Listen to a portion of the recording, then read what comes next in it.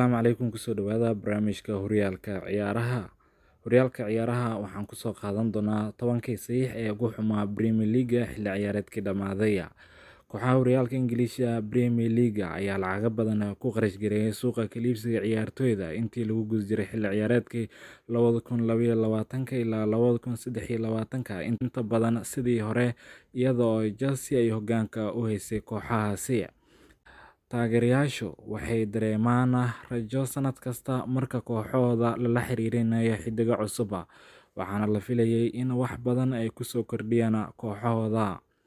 Nasiib xumo, saxiixyada cusub ayaan dhammaantood wada shaqeyn, waxaana jira xiddiga si weyn u fashilmay marka ay ku biiraan kooxaha cusub. Wargeyska Daily Mail ayaa soo saaray 10kii saxiix ee ugu xumaa ee ay sameeyeen kooxaha Premier League xilli ciyaareedkan.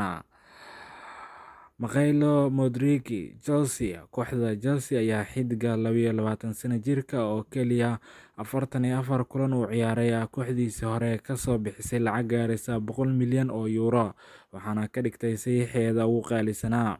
Xiddigan ayaa ku dhibaatooday kooxda, waxaana uu muujiyay in ay fiicnaan lahayd in lagu degdego saxiixyada qaar, gaar ahaan xiddigaha da'da yar iyadoo aan xaaladooda la qiimeyn.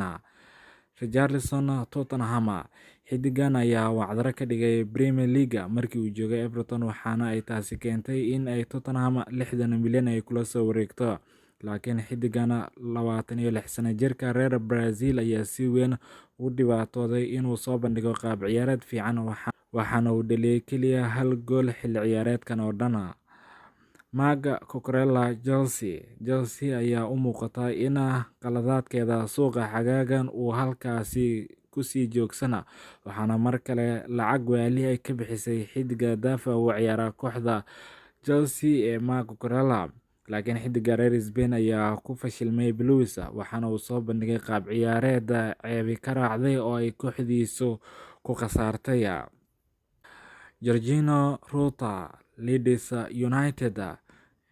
Jesse Lingard, kooxda Nottingham Forest. Calvin Phillips, Manchester City. Neil Maupay, Everton. Fabio Vieira, Arsenal.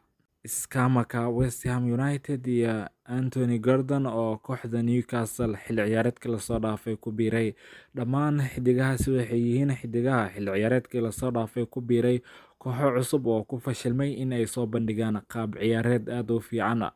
Falanqeeyaasha qaar waxay sheegeen in xiddigaha laga soo iibinayo horyaalada banaanka ka ah horyaalka English Premier League ay adag tahay inay la qabsadaan horyaalka, waxayna u baahan yihiin in muddo in ay la qabsadaan horyaalka English Premier League.